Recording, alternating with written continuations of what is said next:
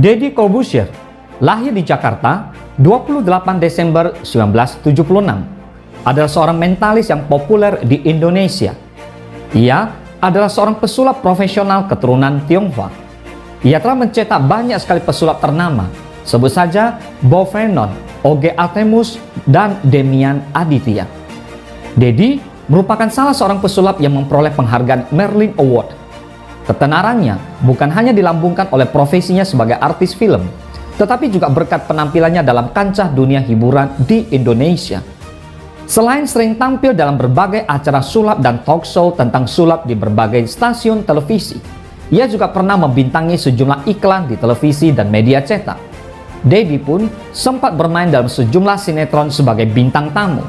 Ketenarannya terutama ditopang oleh kemahirannya dalam mempesona para penonton yang menyaksikan aksinya. Selain trik-trik sulap umum, Deddy juga kerap menyajikan pertunjukan sulap yang mengandung resiko tinggi.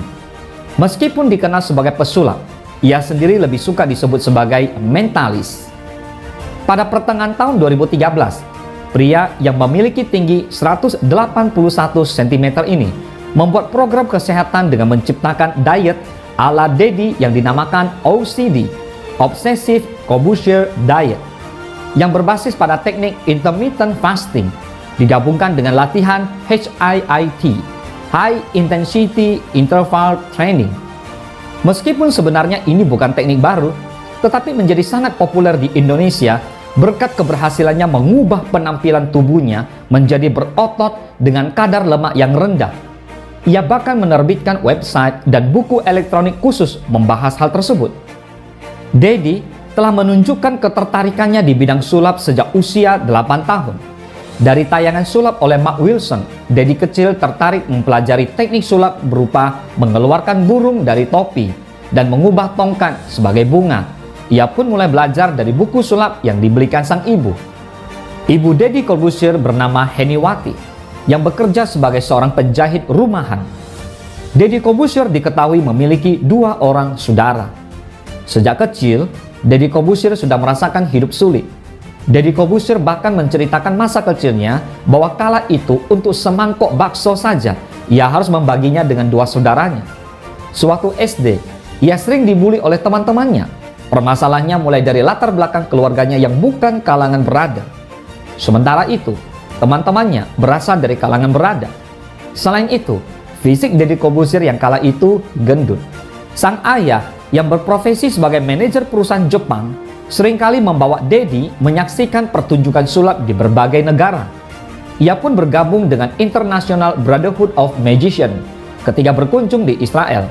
Dari sana, ia mendapatkan ilmu membengkokkan sendok ala Uri Geller. Deddy kemudian memulai karir sulapnya ketika ia berusaha belia. Di usianya yang ke-12, Deddy mendapat kontrak tampil di dunia fantasi Ancol. Ia pun sering diundang di berbagai kesempatan on air and off air. Dari situ, ia berkesempatan tampil di televisi lewat acara Impresario 008 di RCTI. Penampilan di acara televisi pertamanya sukses melambungkan nama Deddy. Ia mulai sering tampil dengan teknik sulap unik seperti menyetir mobil dengan mata tertutup dan menebak headline berita sebuah koran. Bakat tersebut membuatnya didapuk menjadi juri di acara sulap The Master tahun 2009. Selain itu, ia juga dipercaya sebagai Indonesia Mencari Bakat tahun 2013. Sejak saat itu, Deddy Corbuzier sudah sering naik panggung mempertunjukkan trik sulapnya di hotel-hotel mewah di Jakarta. Kemudian pada tahun 1998, Deddy Corbuzier pertama kali tampil di layar televisi. Penampilannya pun sebagai seorang pesulap kala itu sangat unik dengan tampil ala Kaisar Ming dari China. Penampilannya tersebut membuat ia mudah untuk dikenali. Pertama kali muncul di televisi, Deddy Corbuzier hanya sebagai seorang bintang tamu saja.